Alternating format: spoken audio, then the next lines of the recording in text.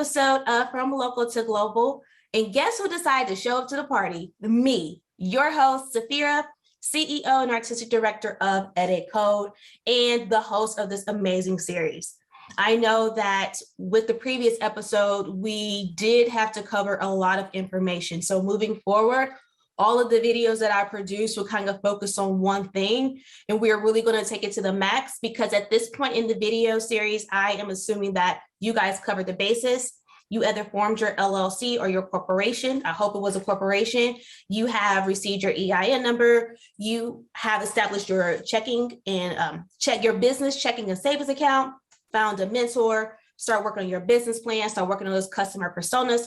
So at this point, you guys are ready to go. I really don't have to kind of like smash a lot of things into one episode because now moving forward, these episodes are really going to be focused on getting the merchandise produced, getting your ideas created so you can start to be profitable.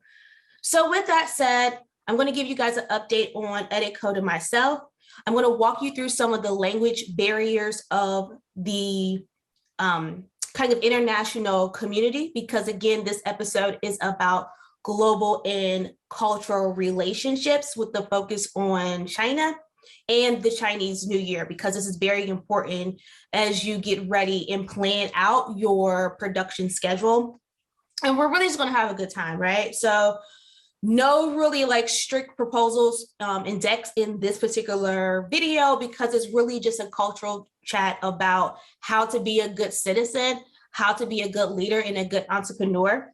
So before we get into that, got a little intro, getting into these sponsors. You know how I feel about my three main sponsors, being the Port of Tacoma, Traction Space, as well as the William Factory Incubator. In my previous episodes, I have explained to you guys time and time again why they are so important. If you have not checked out their website, stop this video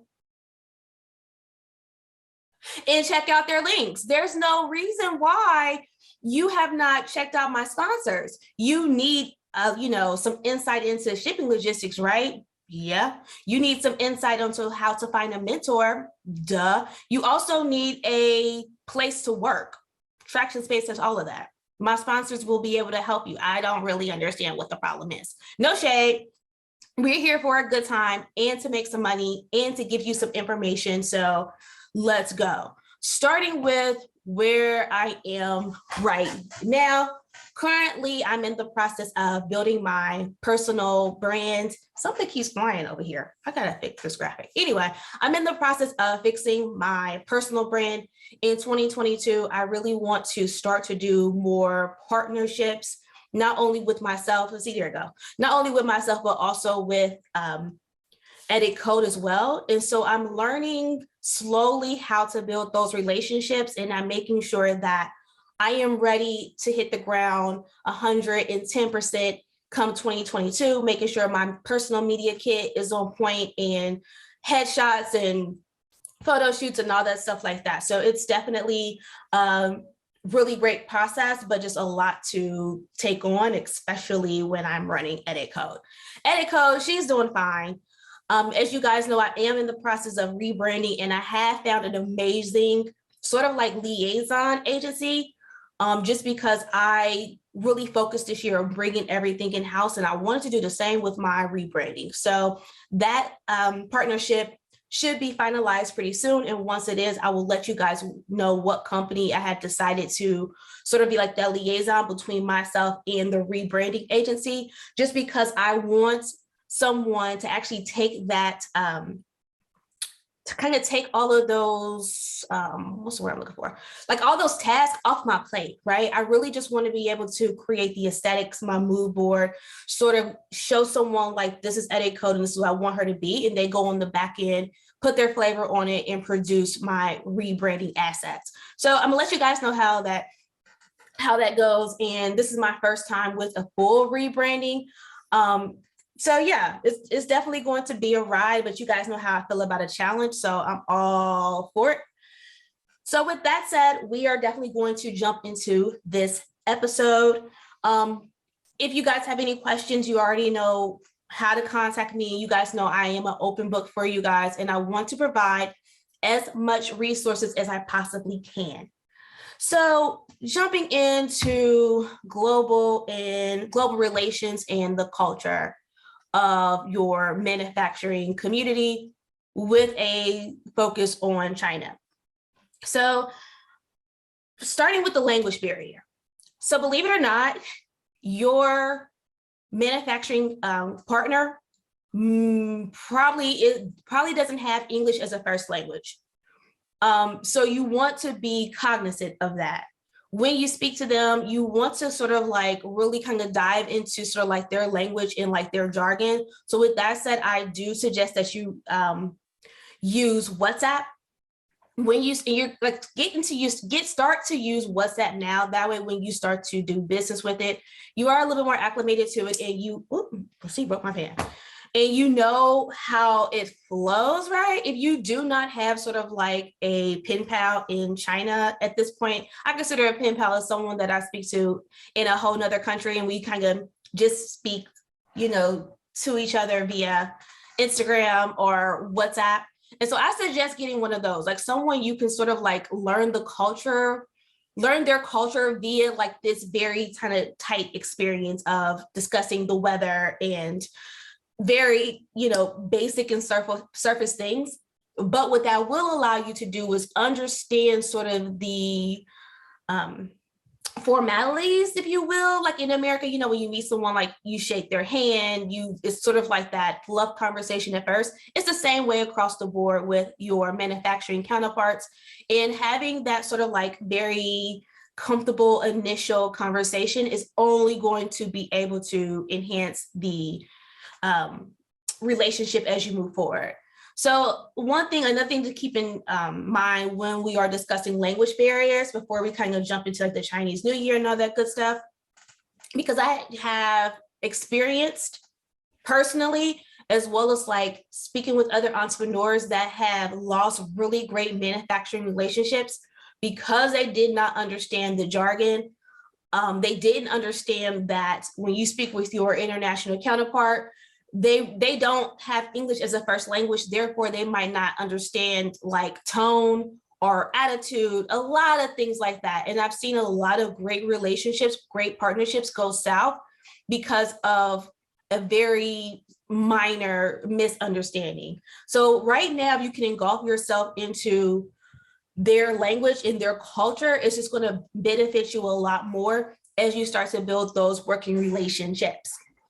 So with that said, make sure that you get WhatsApp, and I highly recommend using a translation app on your phone. We'll get one for your phone as well as like whatever computer that you're using. A lot of times when you start to use the services like madeinchina.com, which I'm going to show you guys how to, when we start to discuss manufacturing, when you use madeinchina.com, when you start to discuss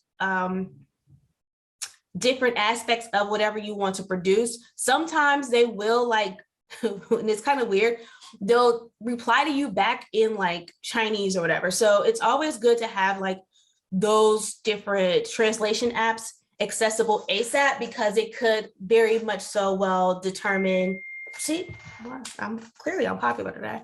It can determine the outcome of the relationship. Again, you do not want a very small misunderstanding to boil over into something that can potentially hurt your product, and even more so hurt your deadline. Once we start to discuss manufacturing, I will touch base a little bit on exactly like how to structure your production calendar and schedule, so that way you are able to meet your deadlines, yet you're being friendly to their significant culture, dates, and holidays and such. So in terms of language barrier, that's all I pretty much wanted to cover.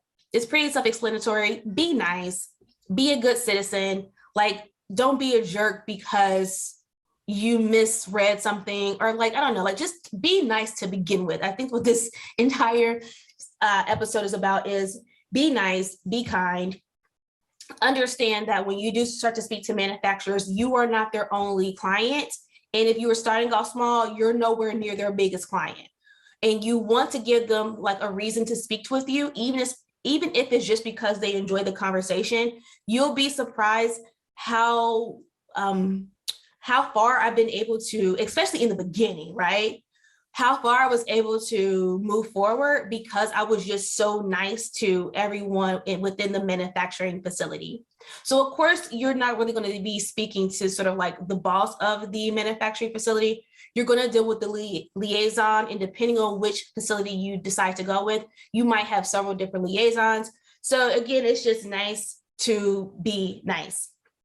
That's all I have to say about that. If you have any questions about being nice and polite, please you know what? Don't touch base with me directly, because if you're not a nice person, I'm not going to deal with you. Just joking, but still, be nice, be kind, get WhatsApp, and let's hit into the rest of this series.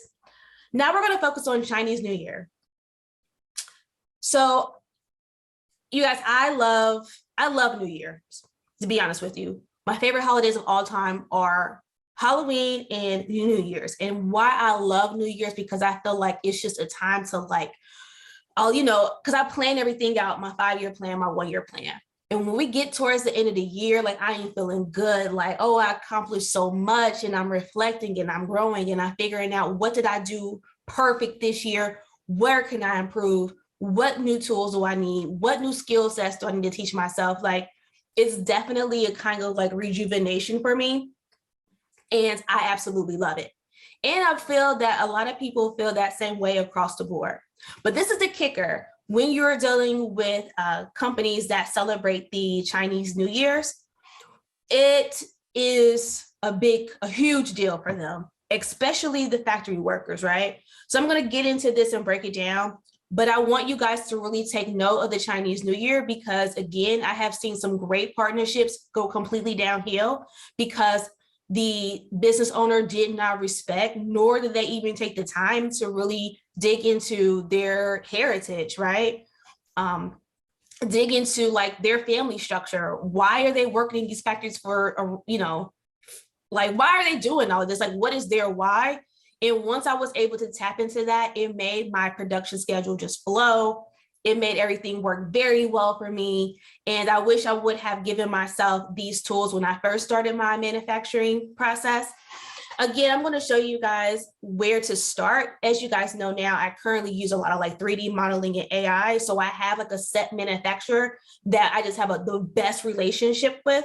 But it took time to find that relationship, right? To find the relationship, build it, and refine it. It took a while for me to really develop the concept that I have today, and then find that partner. And now we work so well. It's almost like we just work in tandem. Like they get it, they get me. And it all started with respecting the relationships. So digging into the Chinese New Year. The reason why this is so important, because for the Chinese New Year, the factory workers themselves take a large, very, very long extended break. And if you're able to kind of understand the break that they're going to take and add that to your production schedule, you're going to be A-okay. It's going to go very smoothly for you. So starting with the date, Chinese New Year, calendar-wise, starts on February 1st, and it ends, they say, about February, March-ish. But what I found out from my experience is that it actually starts February 1st, but the companies, the factories do not kind of get back to 100% capacity until about March 10th and March 15th. I want you guys to not only write that number down, but when you start to speak to your manufacturers, it's okay to ask them like, hey, what is your holiday policies? How do you guys celebrate Chinese New Year, and what days do you seem to, like, when do people tend to start to go home, and when do people tend to come back? Again, this is just my overall consensus. The manufacturer I work with now, they keep a skeleton crew, and we're going to discuss that a little later. But I want you to be cognizant of when Chinese New Year starts and when it ends. So Chinese New Year is a very significant celebration in their culture. It means a lot of different things, I think, to different groups within that culture. I'm not Asian, so I don't really find it appropriate that I kind of like speak about their culture and the significance of it.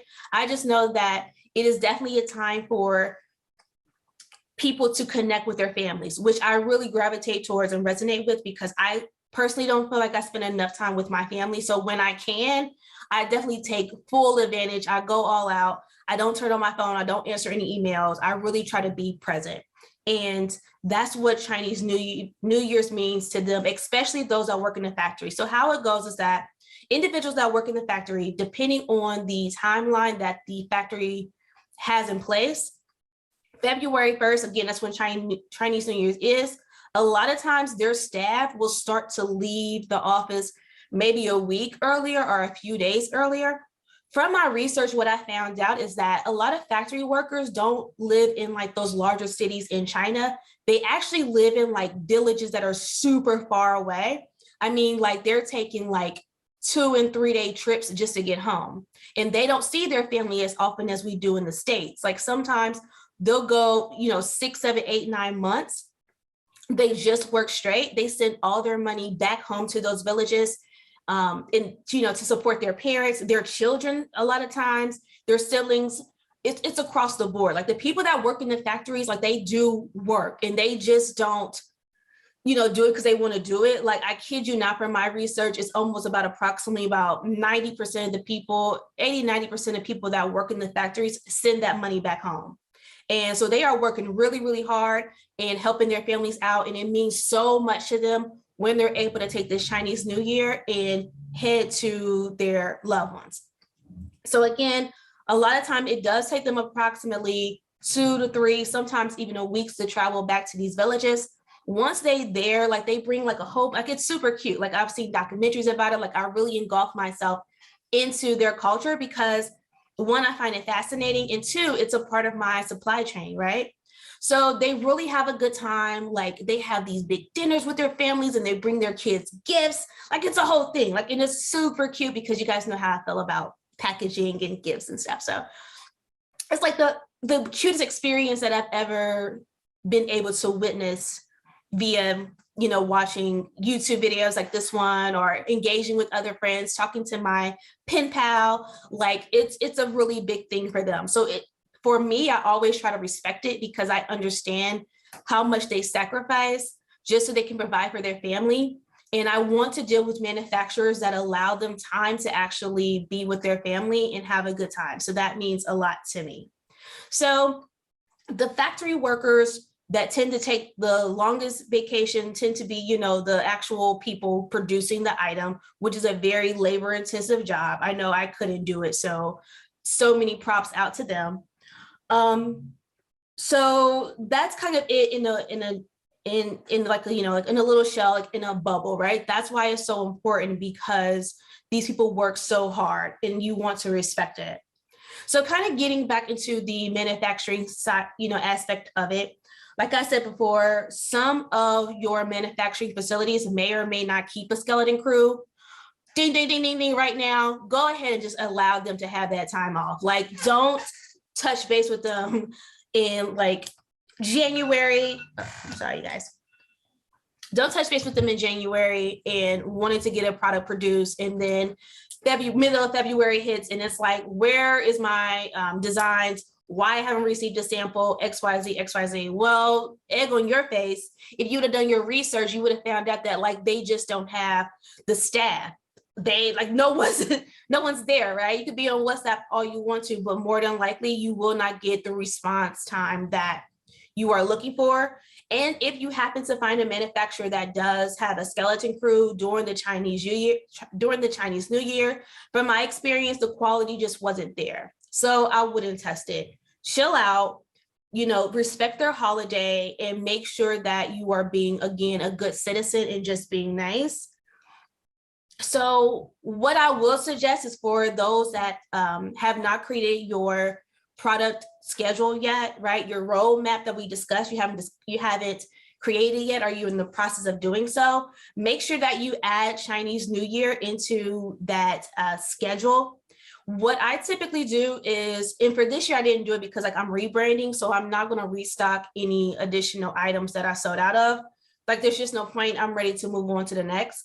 But what you could typically do is start to like design and have those conversations in September, October, That way, like, let's say, for example, you wanted to do like a summer launch. You need to be like always a collection ahead. If you're in fashion or if you're producing a product, you might want to be at least 3 to 4 months before you're ready to release the product, in my opinion, just because you're going to have a lot of different conversations about samples, and that could be long. So be cognizant of that, be aware of their culture, and just make sure that you are keeping this date in the back of your head when you are doing your planning. Plan ahead. That's all I wanted to notate. So again, you guys, if you have any questions about the culture in global relations, please let me know. This conversation could literally go on for hours and hours and hours and hours, but we all know that YouTube likes a good, nice little tight video. So we're going to do that. But if you want to extend this conversation again, my contact information is listed. Please drop some comments and I'll be able to respond there. But I feel like the Chinese New Year is where new companies that are new to international manufacture, this is where they always slip up. It is this and having like their tech packs and like their designs already thought out. We're going to get into that when we get into the manufacturing section, but I had to cover this because now you have no excuse of, you know, not being nice and cordial to your international counterpart.